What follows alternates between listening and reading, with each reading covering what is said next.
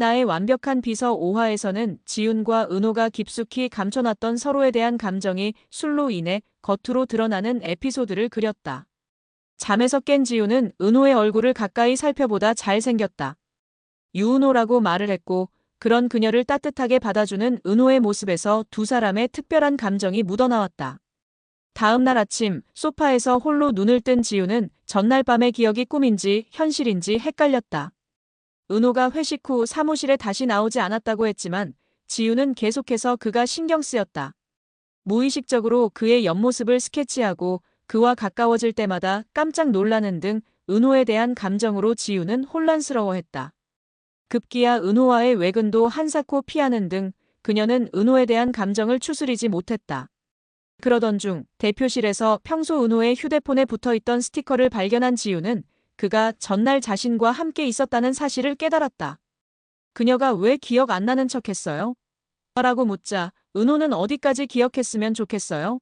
라는 의미심장한 대답을 건넸고 이에 지훈은 지금처럼 안 온 걸로 정리하자며 서로의 감정에 선을 그었다.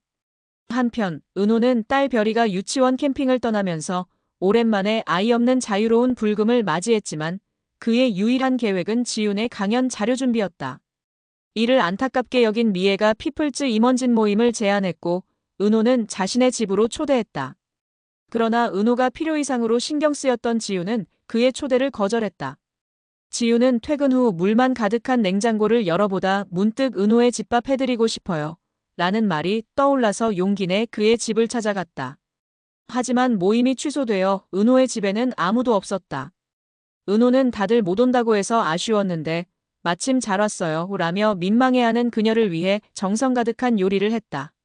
밥이 다 거기서 거기죠라고 말했던 지훈은 그의 뛰어난 요리 실력에 감탄하며 따뜻한 식사를 했다. 은호의 뛰어난 요리 실력이 어린 시절 혼자여서 생긴 생존 능력이란 사실을 알게 된 지훈은 잘 컸네요. 애썼어요 라며 진심 어린 위로를 건넸고 은호도 별이에 참 잘했어요. 도장을 지훈의 손에 찍어주며 그녀의 삶을 위로했다. 집이 주는 따뜻함 때문인지 집밥이 주는 위로 때문인지 항상 불면증에 시달리던 지훈은 은호가 별이와 통화하는 사이 소파에서 깊은 잠에 빠졌다. 통화를 마치고 돌아온 은호는 그런 그녀를 깨울 수가 없어 옆에서 지켜보다 잠이 들었다. 다음 날 아침 예기치 않게 하룻밤을 함께 보낸 사실에 두 사람은 매우 당황했고 별이가 곧 집에 도착한다는 문자로 인해 둘은 더 큰 혼란에 빠졌다. 정신없이 서둘러 탄 엘리베이터가 1층에서 문이 열린 순간 은호 딸 별이와 같이 있던 수연과 마주쳤다. 은호는 당황해서 딸꾹질을 시작했고 지훈 역시 별이가 책방아이임을 깨닫고 놀라며 극의 긴장감을 더했다. 이날 방송의 에필로그에서 악몽을 꾸며 흐느끼는 그녀의 손을 은호가 잡아주며 괜찮아요 라고 토닥여 주었고 그렇게 맞잡은 두 사람의 손은 시청자들의 심장을 쫄깃하게 만들었다.